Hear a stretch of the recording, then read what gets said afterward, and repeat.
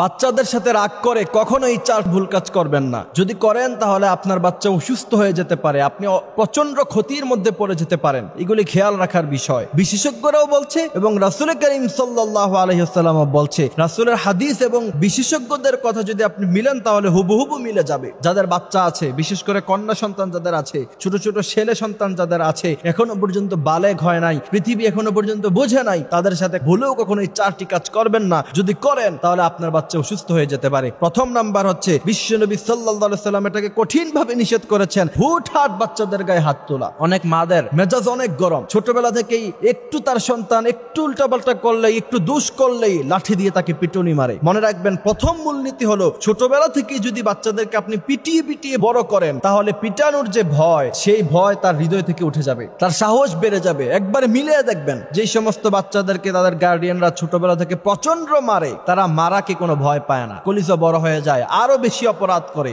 আর যে সমস্ত গার্ডিয়ানরা একটু ধমক দেয়, একটু শাসন করে, আবার একটু আদর করে, তারা মারকে প্রচন্ড ভয় পায়, তারা পিটুনিকে অনেক ভয় পায়। দেখবেন এই সমস্ত সন্তানদেরকে কখনো পিটানোর প্রয়োজন পড়ে না। বাচ্চাদেরকে হুটহাট আপনি মারবেন কেন? এটাকে জন্ম দিয়েছেন, এবার তাকে শিষ্টাচার শিখান, আদব শিখান, লেহাজ শিখান, এটা আপনার দায়িত্বের মধ্যে পড়ে। সুতরাং প্রথম নাম্বার ভুল হচ্ছে হুটহাট বাচ্চাদের গায়ে কখনো হাত তুলবেন না, এতে করে বাচ্চার ব্রেনও অ্যাটাক হতে পারে, বাচ্চার ব্রেনে সমস্যা হতে পারে। দ্বিতীয় নাম্বার হচ্ছে, অনেক গার্ডিয়ান আছে, ছোট বাচ্চা, সে বুঝে কি, তাকে শাসনের সময় অন্যান্য বাচ্চাদের উদাহরণ দেয় যে তুমি দেখো না, তুমি ক্লাসে 1 নাম্বার হতে পারো না, ওই যে অন্য মেয়ে সে ক্লাসে 1 নাম্বার হয়, এই যে অমুকের ছেলে ক্লাসে 1 নাম্বার হয়, তুমি কি করছো? এই কথা তাকে ডিপ্রেশনের মধ্যে ফেলে দেয়, সে প্রচন্ড চিন্তায় মগ্ন হয়ে যায়। এটা করার কোনো প্রয়োজন নাই, আপনি তাকে ছাড় দেন। এবং শায়েখ আহমদুল্লাহ সাহেবের এক ছোট্ট একটি কথা দেখলাম যে তিনি তিনার সন্তানের ব্যাপারে বলছেন যে আমার ছেলেকে কখনো পরীক্ষায় 1 নাম্বার হওয়ার জন্য আমি কখনো চাপ দিই নাই। আমি তাকে বলেছি তুমি ভালোভাবে পড়াশোনা করো, এটাই তোমার কাছে চাই, তুমি পরীক্ষায় ফেল করলেও আমার কোনো সমস্যা নাই। কিন্তু যেই বাচ্চা ভালো করে পড়াশোনা করে সে কি পরীক্ষায় ফেল করে? সে তো পরীক্ষায় ফেল করে না। এটা হচ্ছে টেকনিক, এটাকে বিশ্বনবী বলেছেন হিকমা।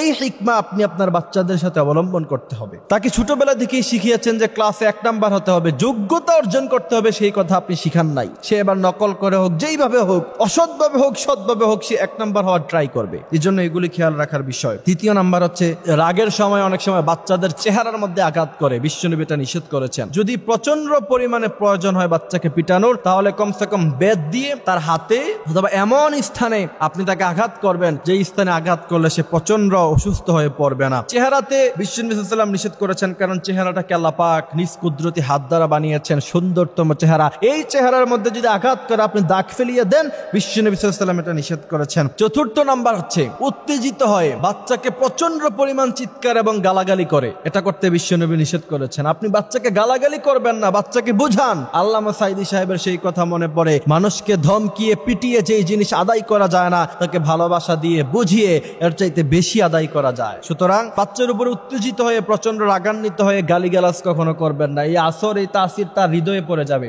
ওইটা বড় হইলে আপনাকে গালিগালাজ করবে, সেই বাচ্চা বড় হলে আপনাকে পিটাবে, এই বাচ্চা বড় হলে আপনার সাথে বাজে ব্যবহার করবে, খারাপ ব্যবহার করবে। যাদের বাচ্চা আছে তাদেরকে এই কথাগুলি বোঝার, মানার তৌফিক দান করুক, আমিন।